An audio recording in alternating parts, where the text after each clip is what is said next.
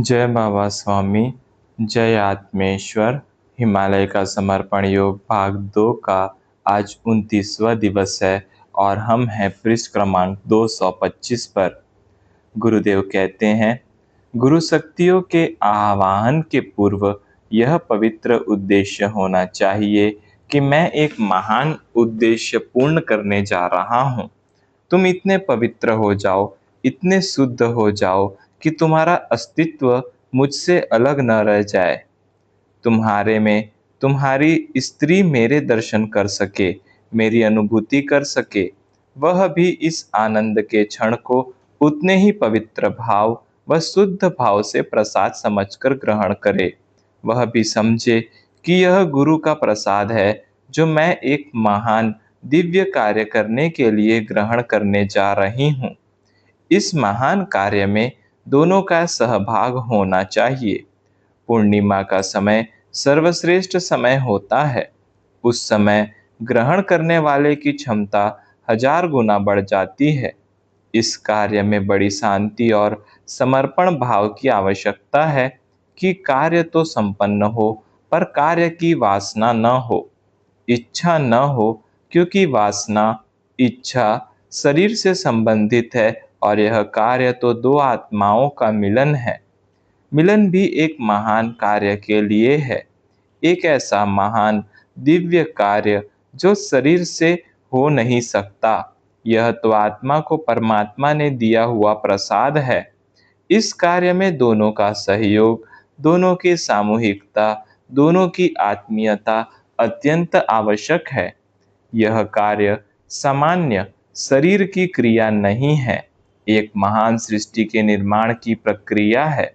अगर हमें हमारे बाद भी अच्छे वृक्ष हमारी अगली पीढ़ी के लिए चाहिए, तो उसके लिए अच्छे बीजों का निर्माण करना आवश्यक है। यह क्रिया घटित हो जाने के बाद आपको आत्मिक समाधान प्राप्त होगा। यह समाधान शरीर का समाधान नहीं होगा, एक आत्मिक समाधान होगा कि मैंने सर्वस्व प्राप्त कर लिया है, अब पाने के लिए कुछ भी बाकी नहीं रह गया है। यही आत्मिक समाधान दोनों की आध्यात्मिक प्रगति करेगा और मेरे महान गुरुओं को एक अच्छा वातावरण प्रदान करेगा कि वे धरती पर अवतरित हो सके और अपना बाकी बचा हुआ गुरु कार्य कर सके। यह गुरु शक्तियों के आह्वान का कार्य कोई सामान्य कार्य नहीं है, काम क्रीड़ा नहीं है, क्योंकि वह तो शरीर से संबंधित होगी। यह गुरु शक्तियों के आह्वान का वह महत्वपूर्ण चरम बिंदु है जहाँ जाकर शरीर के सारे एहसास समाप्त हो जाते हैं, शरीर के सारे तनाव समाप्त हो जाते हैं, शून्य की एक महान स्थिति प्राप्त हो जाती है। इसमें कोई प्रयत्न नहीं होता, होता है तो एक पवित्र आत्मिक संबंध जो स्त्री और पुरुष अपनी आत्मिक स्थिति के संपूर्ण समर्पण से प्राप्त करते हैं। वह एक क्षण ही अत्यंत महत्वपूर्ण है, क्योंकि वह क्षण निर्णय करता है कि आप कितनी ऊंचाई पर जाकर ऊर्जा प्राप्त कर रहे हो। इस लोक से गुरुलोक तक का अंतर केवल संपूर्ण समर्पण भाव से पार हो सकता है, क्योंकि मनुष्य जितना हो सके उतने प्रयत्न करे, तो भी प्रयत्न तो शरीर से होंगे, और शरीर कितना भी पवित्र हो, कितना भी शुद्ध हो, उसकी अपनी एक सीमा होती है। उस सीमा के ऊपर वह नहीं पहुंच सकता है। और दूसरी ओर संपूर्ण आत्मिक समर्पण का भाव है, जो भाव शरीर के भाव को ही समाप्त कर देता है। शरीर का भाव ही समाप्त हो गया तो फिर शरीर की वासना, शरीर की इच्छा, शरीर के प्रयत्न कोई भी बाकी नहीं रह जाते हैं। बस रह जाता है समर्पण, संपूर्ण समर्पण का भाव। इसी भाव के कारण गुरु शक्तियां गुरुलोक से अवतरित होती हैं। यह उनकी कृपा है, करुणा है, जिसे पाने के लिए प्रयत्न असफल सिद्ध होंगे। वह तो कृपा की बरसात है, वह तो उनकी करुणा से ही होगी। जहाँ पर मनुष्य के प्रयत्न समाप्त होते हैं, वहाँ पर ही यह गुरु कृपा बरसती है। वास्तव में यह कोई शारीरिक क्रिया नहीं है, यह दोनों आत्माओं की आत्मिक सर्वोच्च ध्यान की समाधि अवस्था है, जिसमें संपूर्ण समर्पण भाव से दोनों आत्माएं सामूहिकता में ध्यान की एक उच्च अवस्था प्राप्त करते हैं, जिस अवस्था में पहुंचकर पाने को कुछ रह ही नहीं जाता, एक संपूर्ण समाधान की स्थिति प्राप्त हो जाती है। इस उच्च ध्यान की स्थिति में सामूहिक समर्पण का भाव ही गुरु शक्तियों को सही अर्थों में आमंत्रित करता है, और संपूर्ण समर्पण के कारण ही गुरु शक्तियां उनकी ओर आकर्षित होती हैं। वे शक्तियां तो बरसती है, उन्हें प्रयत्न से प्राप्त किया ही नहीं जा सकता है, क्योंकि गुरुलोक का अंतर बहुत बड़ा है, वह प्रयत्न से पार नहीं किया जा सकता है। यानी गुरुलोक की गुरु शक्तियां खींची नहीं जा सकती हैं, वे तो प्राकृतिक रूप में बरसती ही हैं।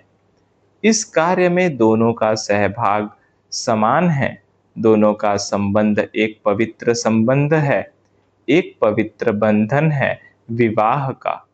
यह विवाह शरीरों का नहीं, आत्माओं का मिलन है। एक पवित्र उद्देश्य के लिए दो आत्माओं का एक सामूहिक प्रयास है। विवाह वह पवित्र बंधन है जिस पर आत्माओं के संबंध की नींव रखी जाती है।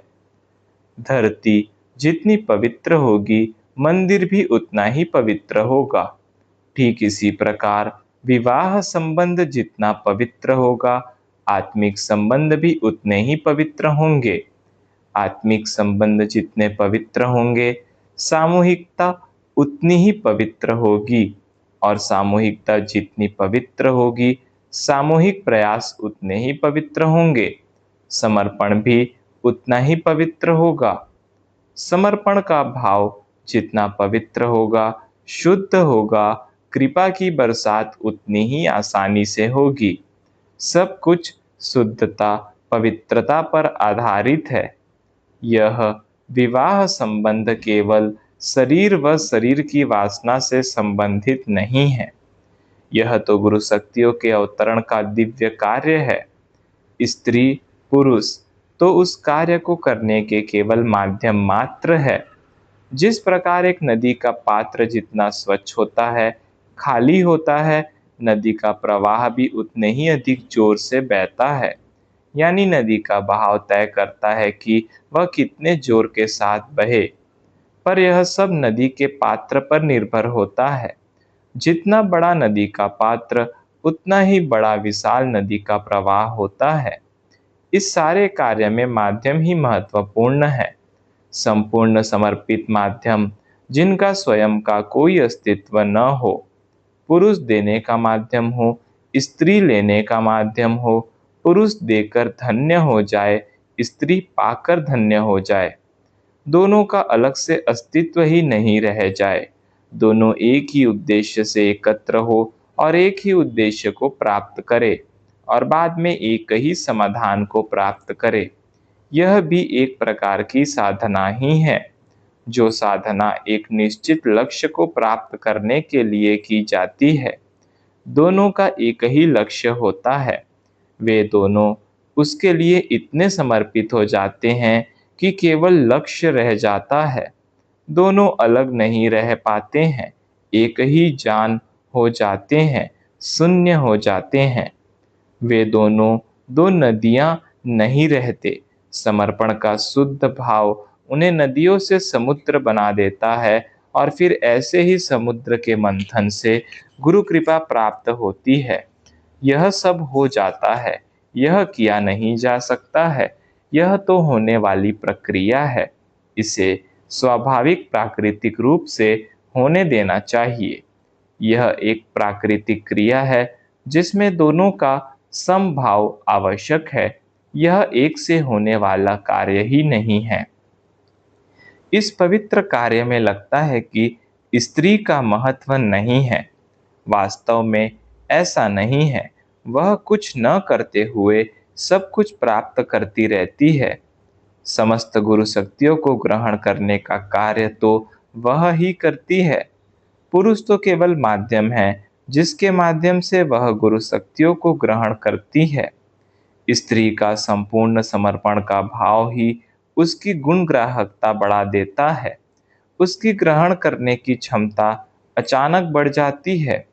गुरु शक्तियों का आवाहन करने से अधिक महत्वपूर्ण कार्य गुरु शक्तियों को आत्मसात करना है, उन्हें धारण करना है।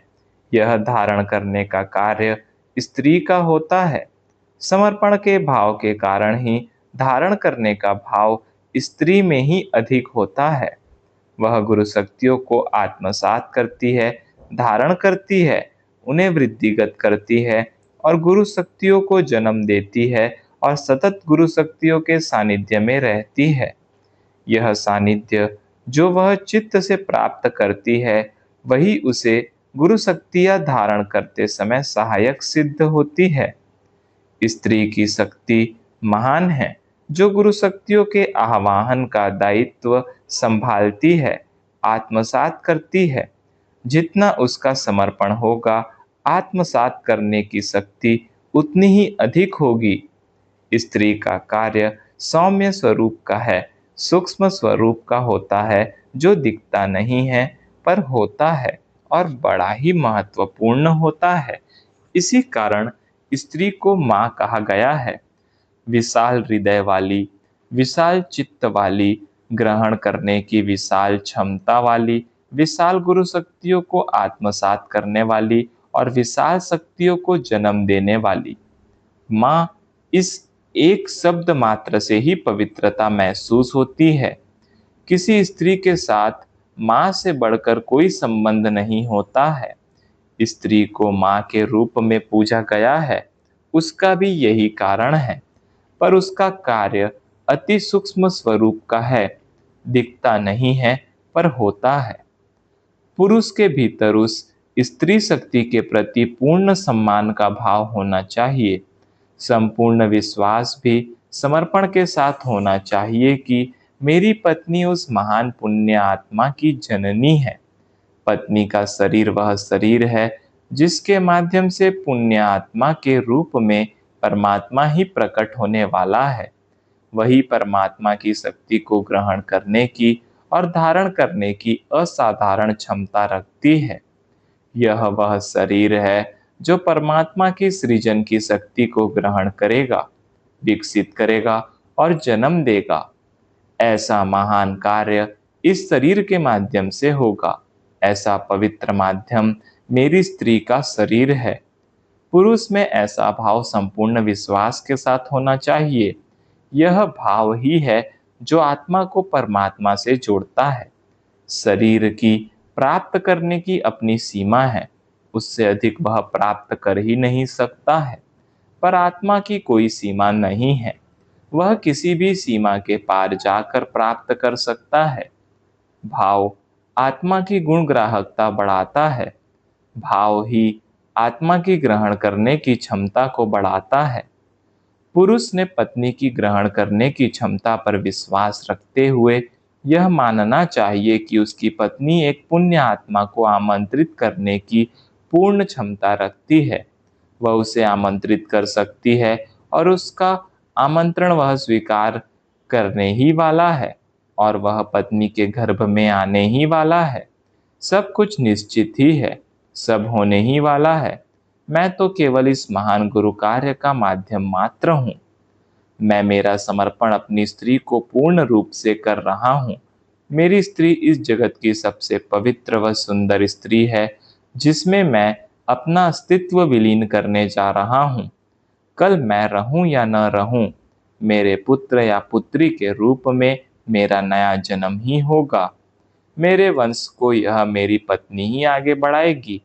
मेरे एक नए अभिनव रूप को मेरी पत्नी जन्म देगी। इस महान कार्य में मेरी पत्नी का सहयोग पाकर मैं तो धन्य हो गया। इस आवाहन के गुरु कार्य में भाग लेने का अवसर पाकर मेरे जन्म का उद्देश्य पूर्ण हो गया। कल मैं नहीं भी रहूं, मैं उस बच्चे के माध्यम से नया जन्म लूंगा। मेरा ही नूतन स्वरूप मेरा बच्चा होगा। मेरा बच्चा वह मान पुण्य आत्मा होगा जो कल मनुष्य समाज को नई दिशा देगा। आदि शक्ति स्वयं मेरी बच्ची के रूप में आएगी। वह इस धरती पर गुरु शक्ति को शक्ति प्रदान करने का कार्य करेगी। मेरी बच्ची शक्ति स्वरूपा होगी। उस आदि शक्ति के जन्म लेते ही हमें एक आध्यात्मिक स्थिति प्राप्त होने वाली है, जो हमें आत्मिक समाधान प्रदान करेगी और हमारा जीवन सार्थक हो जाएगा। ऐसे संपूर्ण समर्पण का भाव उस क्षण पुरुष में होना चाहिए। किसी भी प्रकार की शंका, कुशंका नहीं होनी चाहिए। यह होगा या नहीं होगा, ऐसा मानसिक वातावरण नहीं होना चाहिए, क्योंकि आप जैसा सोचोगे वैसा ही आपके आसपास के आभा मंडल पर प्रभाव आएगा और वैसा ही आभा मंडल आपके आसपास बनेगा। जैसा आभा मंडल बनेगा वैसी ही आपकी ग्रहण करने की क्षमता बनेगी। यह सब आपके विचारों पर ही निर्भर है। इन सब के लिए एक ही उपाय है, अपने गुरु के प्रति संपूर्ण विश्वास के साथ समर्पण। और गुरुदेव मेरे साथ ही है, यह एहसास कभी बुरे नकारात्मक विचार आने ही नहीं देगा। यानी संपूर्ण विश्वास के साथ किया गया समर्पण ही यह सब घटित कर सकता है, क्योंकि हम संपूर्ण समर्पण भाव से जब गुरु के साथ जुड़ते हैं, तब वास्तव में गुरु के शरीर के साथ नहीं जुड़ते, गुरु की शक्तियों के साथ जुड़ते हैं। गुरु की शक्ति एक बहुत बड़ी सकारात्मक सामूहिकता के साथ रहती है, जो लाखों आत्माओं की संख्या रहती है। अब लाखों आत्माओं के साथ जब हम रहते हैं, तो लाखों आत्माएं यदि सकारात्मक विचार रखती है, तो हम उनके साथ नकारात्मक विचार रख ही नहीं सकते हैं। नकारात्मक विचार हमें आ ही नहीं सकते हैं। आ रहे हैं यानी मेरा गुरु के प्रति संपूर्ण समर्पण का भाव नहीं है। इस भाव की दशा बनने तक पुरुष को साधनारत होना चाहिए और इसके लिए गुरु से प्रार्थना करनी चाहिए। प्रार्थना करना एक अच्छा माध्यम है। प्रार्थना जहाँ एक ओर अपने अहंकार को कम करती है, वहीं दूसरी ओर गुरु के प्रति विश्वास व समर्पण को बढ़ाती है। इसलिए गुरु आवाहन का पवित्र कार्य भी अपने गुरु को प्रार्थना कर गुरु सानिध्य में रहकर ही करना चाहिए। इसी प्रकार से आवश्यक है कि इस कार्य में संपूर्ण सहयोग प्रदान करे। पहले अपने गुरु से प्रार्थना करे, गुरु का सानिध्य प्राप्त करे, ताकि वह एक क्षण भी आशंकित न रहे कि मैं इसके योग्य हूँ या नहीं, मेरे से यह हो सकेगा क्या। गुरु सानिध्य प्राप्त करने के बाद इस प्रकार के विचार एक क्षण भी नहीं आएंगे।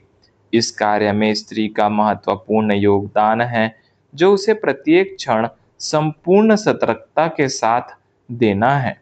सतर्कता से मेरा आशय संपूर्ण समर्पण की स्थिति से है।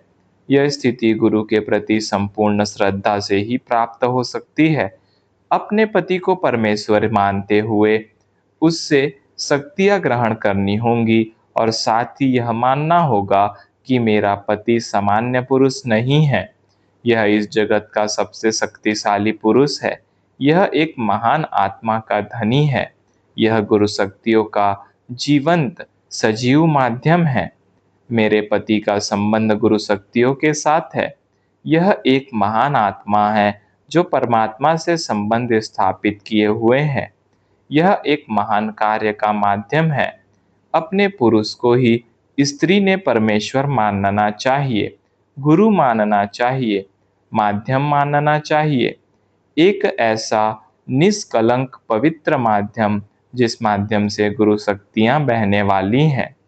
पत्नी को ऐसा महसूस होना चाहिए कि मेरे पति से मुझे वह गुरु प्रसाद प्राप्त होगा, जिससे मुझे आत्मिक शांति प्राप्त होगी और जिससे मैं एक नई अनुभूति, एक नया अनुभव प्राप्त करने जा रही हूँ। अपने पति के लिए थोड़ा भी राग, द्वेष, बुरा भाव उस समय स्त्री के मन में नहीं होना चाहिए। वह पति को गुरु के रूप में देखे, अनुभव करे। गुरु देहधारी होने पर भी शिष्य के लिए साक्षात परमात्मा ही होता है। आज का परमात्मा, वर्तमान काल का परमात्मा।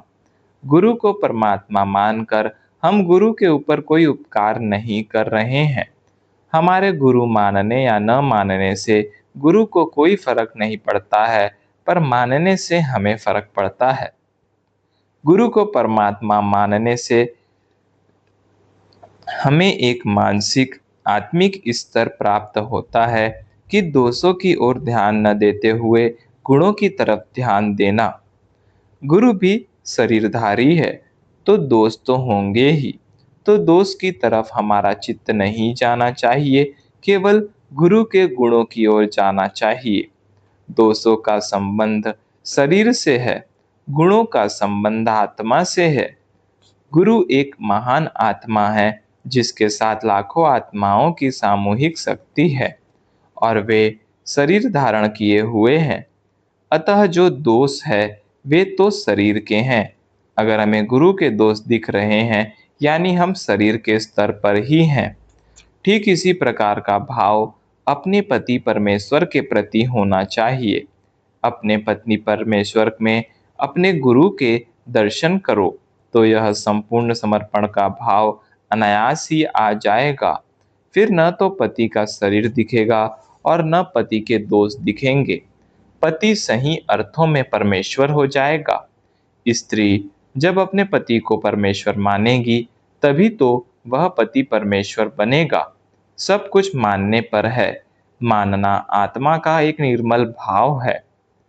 पति कितनी भी अच्छी आध्यात्मिक स्थिति बना ले, विश्वास और समर्पण का भाव कितना भी रखे, वह पुण्य आत्माओं के आह्वान में केवल माध्यम बन सकता है।